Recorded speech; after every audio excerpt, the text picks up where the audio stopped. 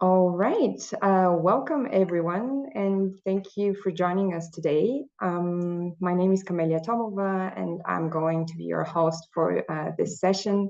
Before I introduce you to our guest speaker, let me just say a few quick words about the topic today. So the title of this session is, as you've seen, Civic Power, How Citizens Shape Decisions, Laws, Norms, and Narratives. And we landed on this topic here at the NECE campus because since recently we started noticing quite an interesting shift and transformation in how political decisions are made in some countries around Europe. And this is perhaps the best transformation possible as it really puts everyday people at the center. So we have these examples coming from Brussels, Copenhagen, Paris, and Milan, where citizen assemblies and panels are becoming trusted tools in a way for shaping people, public policy on everything from climate action to, let's say, urban planning. But when you think of this, what does this exactly mean in practice? How do these mini publics actually shift power? How do they build trust? And how do they help governments make better and more legitimate decisions? To guide us through these questions, I'm very pleased to introduce today's speaker, Teele Pehk. Teele is a democracy innovator and practitioner of deliberative democracy at the Didi Center for Democracy in Estonia. She's someone who has been working with civil society and public institutions for over 15 years, helping to open up state and local governance in Estonia and beyond. The deliberative mini-public is her favorite tool, and in particular, citizen assemblies, juries, and panels that bring together a representative group of people to learn, to deliberate, and to propose solutions to issues that need solving. She's been closely involved in designing and facilitating several such processes in Estonia, including the Youth Climate Assembly in Ida-Viru, the Tartu Climate Assembly on Sustainable Mobility, and Tallinn Climate Assembly on Green Spaces. These processes have not only led to dozens of citizen-driven proposals, but in many cases to real policy changes. Teele is currently preparing an ambitious new process, the Citizens Panel on Good Life, which will bring together a diverse group of Estonians to reflect on what a sustainable and equitable future could look like and how to get there. In today's session, Teele will share concrete lessons from these assemblies, how they've influenced decision-making, and what it takes to embed these democratic innovations into public systems in a meaningful and lasting way. So Teele, it is our greatest pleasure to have you with us today. The floor is all yours. Thank you. The screen is all mine. Thank you. And greetings from Estonian countryside. Hope you have a lovely summer, not too hot, not too rainy. I've fallen in love with deliberative mini-publics, so deliberative democracy as such. And this crush has evolved into a very deep love. And I hope I can spread that love to you as well. And you will see from my presentation, I'm sharing with you.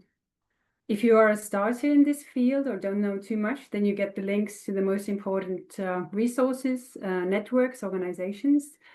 But also I'm going to share our experience in Estonia and I'll tell a bit about the kind of democratic wave or even the waves that have been there. So the kind of history of this particular format. And the Didi Center for Democracy that I come from works on a long-term democracy innovation, so connecting the fundamentals with the innovations in citizen engagement. So, as I mentioned, citizen assemblies are just one tool, not the panacea for all our democratic problems, but just there are many, many more, like participatory budgeting or referendums or co-creation in lawmaking, things like that happening, placemaking on local level, neighborhood level, everything. So this citizen assemblies are just one format I want to stress, because usually we've been like accused that you think that this will solve all the problems. Sometimes we do as deliberative democracy nerds, but not always. Yeah, so it's a decision-making format, and it has 3 driving kind of key elements or fundamentals that cannot be missed. One is that the participants are being chosen by sortition, meaning democratic lottery.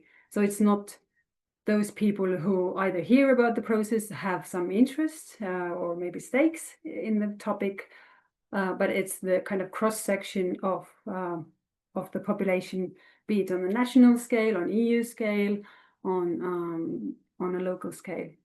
Second, deliberation. So there's always discussion, learning, listening to stakeholders, and weighing evidence. And there's always kind of like collective outcome, which is consensus-based. So this comes through deliberation.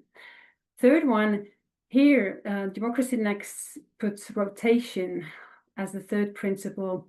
Sometimes there's also impact, so already different schools of thought in a way, but rotation in that sense that in a democracy, there should be rotation taking place. So not the same kind of representatives all the time that we witness very much with elections, maybe small rotation happening there, but not on a large scale.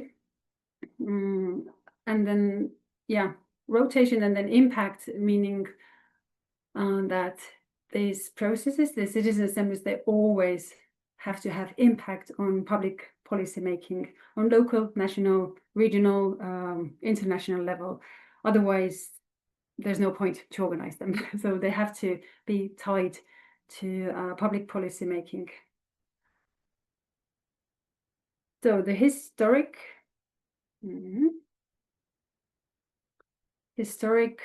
overview in a nutshell. There have been many deliberative waves, and actually the roots are in ancient Greece.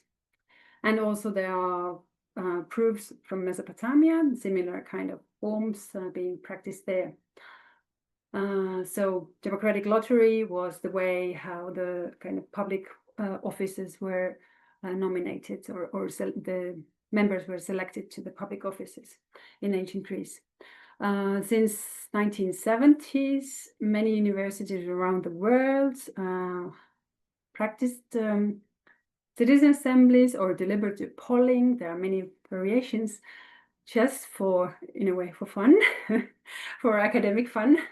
So to see that if people are given evidence, safe space for deliberation, and then they are being guided how consensus is being reached, then whether their opinion towards the issue, be it, I don't know, same-sex marriages or nuclear power, whatever the case was, whether they shift. That was the academic exercise wave, is still going on. But from, I would say, from 2000s, maybe a bit earlier already, many publics took stand in urban planning, in legislative reforms in Canada, and Ireland is the maybe most famous example, where first a citizen assembly happened, and then it was followed by a referendum, and there the abortion was then allowed in a Catholic country. So it led the way to this huge policy change. But the citizen assembly alone, like, it didn't do it. So it's always connected to the context also. From 2010, maybe a bit later even, when the climate issue, the climate crisis, everything, biodiversity crisis got kind of, the awareness rose about it, and it's becoming more and more serious. A wave of climate-related assemblies started, also thanks to Extinction Rebellion movement that kind of demanded climate assemblies, and they are still going on. Since 2020s, so quite recently, the kind of last wave is that we are seeing more and more permanent assemblies. So they are being rooted in the public policy making in one region of Belgium, in Brussels, for climate policy, in Milan also for climate policy, in Paris around participatory budgeting, but not only, they can also raise issues that have to be solved through another kind of citizen assembly, so a different bunch of people being invited them. Copenhagen is also having like semi-permanent assembly. Yeah, and in the EU also since 2020, the citizen panels, they are mainly called the form, kind of the official form for consultations. And currently there's a youth assembly being piloted to become permanent. So let's hope for the best. So this is the first very important link, the OECD standards. The format is very standardized, and this is being done by the practitioners and academians around the world who are actually forming the community of this deliberative mini-publics. And here you can see also like how it's been growing. So from wave, let's say, it has become a hurricane in a good way. I think you're getting the slides, so you can browse through the slides on your own, maybe in a different space, pace maybe. And then climate-related assemblies, there's a really good knowledge network on climate assemblies, NOCA, and they are mapping climate-related assemblies on local and national level. And here you can see the, in a way, status quo, but they don't have all the data because I put the Riga assembly, I put that mark on my own because there's so much happening in a way. And then the data being collected is a bit slow to be updated. But here you also see that eastern part of Europe is a bit behind compared to the western part. And the Nordics, well, they didn't fit here, but there's not too much happening. But during the last, maybe I would say 2 years, there's like a jump in the number of assemblies. For example, in Finland, there's like territorial reform going on almost all the time. And then they tested the assemblies as a way to decide what are the functions of these new regions. And the permanent assemblies, as I mentioned, also from the 2020s, becoming more and more, in a way, serious, but also we can see more results from them. Paris is a good example because they just passed last year a citizen assembly that was convened around the topic of greening the city and tackling homelessness in the city. They proposed kind of citizen law. So with the proposals, they actually they made the proposals into a form of that is understandable for the city council, and it was passed. And now the actions and budget is dedicated to implement everything that they proposed. And there's always a question about, okay, if like more impact, or is it just if a draft act is being passed, is this the kind of peak of the impact?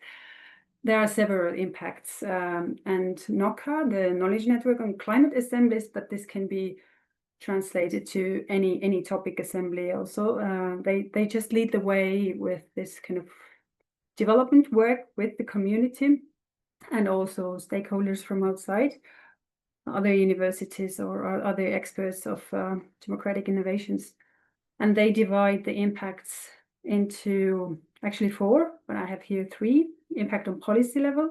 So if it's on climate related issues, then like how did this one process that maybe lasts for 2, 3, 4 months, maybe a national one, the French one, almost a year, how did it affect it? And here you can see some examples, but these are just some examples, because to measure impact needs a lot of time and a lot of resources also, but this is more and more being done. So then the second level, in a way, impact on institutions. So why I also love citizen assemblies and why we do them in Estonia is to innovate public sector, basically. So the public sector kind of accountability and responsiveness and transparency, all that. So impact on the institutions, and of course also like how open are the either local governments or national governments, parliaments. So this is all to do with that. And here you can see, for example, that in Denmark, the climate assembly is already as a like social partnership, so has got a kind of new status. There's always impact on participants, and this is the easiest to find out and to prove, because there's always like pre and post service with the participants of a specific assembly. And then they are being compared, and then, okay, trust towards government, towards institutions, trust towards public officials, trust towards co-citizens always increases. And this is like a rule of thumb, basically, already. And fourth kind of layer can by NOCA is the impact on the public. So always the kind of which kind of public discussions were raised, and how did the public discussion or dialogue change over the time of the assembly, or like how was it before and how was it after the assembly. So usually that also improves in that sense that, I don't know, more climate related issues are being raised and maybe not being denied, although it's a bit tricky nowadays with that. Or maybe some assemblies raise issues that otherwise wouldn't be in the public discussion, and this is what we'll do in Estonia next. Shortly get there. Camilla told me that civic educators are always interested in the trust indicators, like the trust issue, like how is it raising it. So as I said, this is the rule of thumb and the easiest to measure, because it's the impact, the immediate impact in a way right after the process. And this is due to because the assemblies always create safe space for everybody. So in a room, in one assembly, there's like microcosm of the society, be it on an urban scale, if it's like local assembly, be it on national scale, if it's a national assembly, or EU assemblies, they convene 100 or up to 150 people, and then proportionally from each member state they are represented. From Estonia, there's always like 2 people only because we are so tiny. So the microcosm of the population comes there, and for them, for everybody, like all views are respected. The more diverse the group is, the better, because this is our society.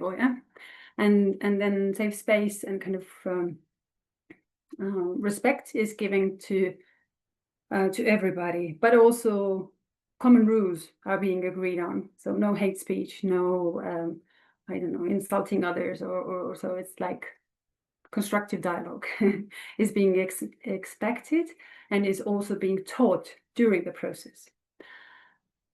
Then the second point, why the format is a trust builder or like social cohesion format, is that very often citizens need to react to ready-made or semi-ready-made decisions, but in this case, they can raise the issues like the Paris Permanent Assembly. So the Permanent Assembly kind of raises the issue that, okay, homelessness is an issue in Paris. It's not being debated, dealt with.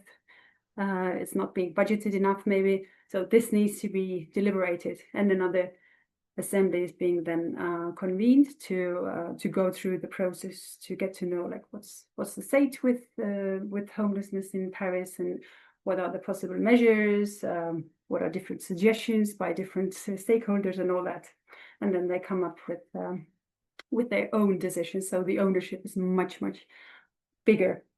And the third element is good follow-up if it's there, but that's very crucial. This is also like the usual, like ordinary participation formula in a way. The more a citizen feels that he/she impacts something, the outcome, the more motivated he is.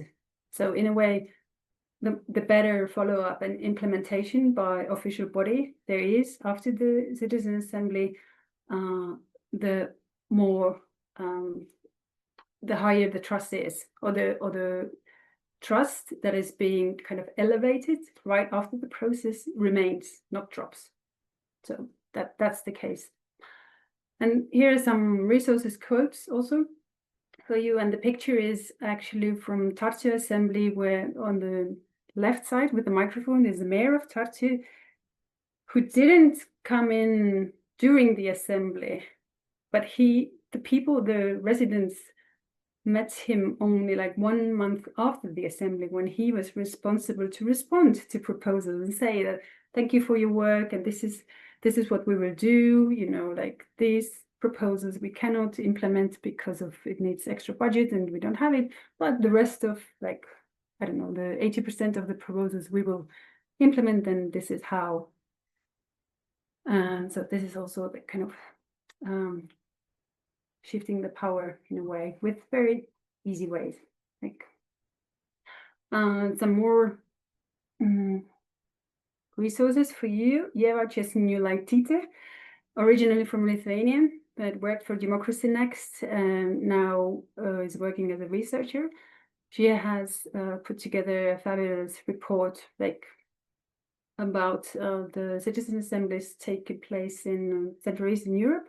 So you can find some resources from that report, but also kind of what's the potential of this format in more maybe authoritarian or in countries threatened by authoritarianism. So she brings out that the assembly strengthens citizens' agency. It promotes also kind of cooperative or collaborative political culture in a way then distributing the power more evenly, and then of course enhancing transparency, which is in a way an anti-corruption measure or just the way our official policy should be happening. And it's the potential, so it's not happening yet, because to have that impact, I would say, being in the field for like 8 years, is assemblies, they need to be permanent or at least regular to have that impact. If they're one-off kind of initiatives, then it's not that easy. So recommendations for Central Eastern Europe here: more resources, knowledge, quality, so standards, and also that the format is not being misused. They need to be embedded, like I said, so part of the official decision making. And there are different kind of opportunities for that. There's like no one formula, separate guidelines for that. And there needs to be infrastructure for deliberation. Okay, but now as the last bit, I'm gonna give a short overview of the Estonian assemblies, of our experience, a bit reflecting. So we've had since 2013, sorry. So from like 12 years ago, we've had 5 citizen assemblies, one on national level on legislative reform and citizen engagement. It came out from a huge scandal of political parties. And then there was around forestry. And then during recent years, 3 climate-related assemblies that I have been involved with, but always with great teams, never alone. So I'm just presenting here, but this is the work of many more people. Why we promote deliberative mini publics or citizen assemblies? As I said before, to innovate public sector, so to innovate the way decisions are being made, and citizens or stakeholders even are being kind of engaged into these processes, because these decisions usually affect all of us or very important groups of the society. And I see the format also as the blueprint for kind of knowledge-based co-creative decision-making, role model for our parliaments, city councils. And we're dreaming of institutionalizing mini publics in Estonia on national level, mainly because Estonia is so small, 1.3 million people only. So there's no point, maybe only in Tallinn, the capital, but national level would be the easiest, I would say, but we're still working on it. And the second aim always is to accelerate or encourage necessary actions, be them climate actions or some social actions. There we don't have too much data yet on the impacts, but hopefully soon. Here you can see my dear colleague, Maiu, who two of us, we are the kind of driving forces of deliberative mini publics in Estonia, but always with bigger teams. So we always link the process. So we get commissioned. Can you come and help organize a climate assembly, or we kind of advocate for that? Whatever is the case, we always link the process to actual strategic documents and actual ongoing processes of citizen engagements or of policy papers being drafted.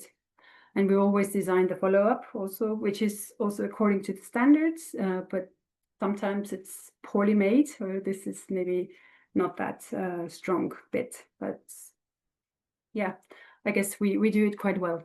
And we do everything on our own. We consult, we design, we deliver, we advocate for. So far, we've been also assessing the processes ourselves, especially the Tallinn one, the fresh one, or the previous one we finished. But we're working on this. There's too many rows for us, so we're working on that. So here, briefly, I'm not going to go through them. The first climate-related assembly happened in the oil shale region of Estonia, next to Russia, mainly Russian language region, and it was only meant for youth from 16 to 29. And this was the way how the Ministry of Finance wanted to engage young people to the Just Transition Plan. These were ongoing consultations where young people were not there, like represented, because they're not organized in that region. They are now more and more, thanks to the assembly as well. Then the second one was in Tartu, the second biggest town, because we don't have cities in Estonia, around sustainable mobility, but also like climate issues and greening the city, biodiversity, all that. And the recent one, Tallinn Climate Assembly on Green Spaces, because in 2023, Tallinn was the green capital of Europe, therefore also having more budget for great things to happen. So this is how the assembly took place, but it actually gave a mandate to public officials also to continue with greening the city, and even like more bravely, maybe, not to create more kind of actions and plans and dedicate more budget to that. So in a nutshell, have we innovated public sector so far? We've seen that, yes, the local governments are excited, but also exhausted because it's so different from what they do. And it's like breaking the silos also, and there's so much work to do. But they see especially when they're in the room of the meetings, like the climate assembly convenes, the people, the random sample is there. The public officials always like they're so amazed that how come citizens are so motivated, so constructive, so dedicated to their task, which is, improving their own living environment. It's because of the safe space. And we've seen also more trust between citizens and officials, especially after the process ends. And then, as I said, it either drops a bit or harshly or then not, if there's a proper follow-up process. And the first climate assembly with the youth in this Ida-Viru region This surprised us the most because there were kind of unexpected results. The young people were so motivated that they formed a new NGO, and this NGO then was invited to represent the young people of the region in a very formal 8-year-long steering committee of just transition funds, which for Estonia was 34 million euros, I think, something like that. Impact on climate actions or any other actions, accelerating them. We don't have that data yet. It takes time, and it's not so kind of straightforward also, that thanks to that process only. But with Tallinn, we're hoping actually to link it, because they are kind of hashtagging the Citizen Assembly proposals, and then soon we can kind of follow the implementation of each proposal. They're working on some kind of tool internally. And with Tallinn Climate Assembly, if you're interested in more, so impact on participants also, like we have the most profound kind of analysis of what we did, how we did, what was the impact on participants according to the pre and post survey. We did loads of interviews with public officials right after the process, like how do they evaluate the experience and all that. So the report it's out there in Estonian. We're finalizing the English one and publishing it soon. So if you're interested, it will be on our website shortly. Let's hope. And then the upcoming assembly will be national one after 12 years, but a small scale one, and it will define or redefine what is needed for good life. And this is very general, sounds like very general, but we actually have a content kind of framing. So this is to show you how it usually looks like. So we will have only 30 participants, but still they will be the microcosm or the like cross-section of population of Estonia. They will gather on 5 days soon, now end of August and until end of September. So it's just like 1 month, but it's quite intense during the weekends. And they will go through like what are the basic universal basic needs of people, and then also the systemic level turning points needed for staying within planetary boundaries. Yeah, a bit more about the content. We will do kind of orienteering between different levels, so individual, collective, system, Estonia, and the world. There will be limits involved. There will be unlearning also, with the circles here on the right, because now the system or our economies are built that they are the most important ones, but we want to turn that around to the kind of actual existing situation where economics needs to serve the society, and both of them need to actually stay within the limits of the natural environment. And we will use system thinking, future thinking, so it will be very different from the previous ones, challenging, but we're hoping to change the narrative of very neoliberal Estonia, or actually kind of start the process with this assembly.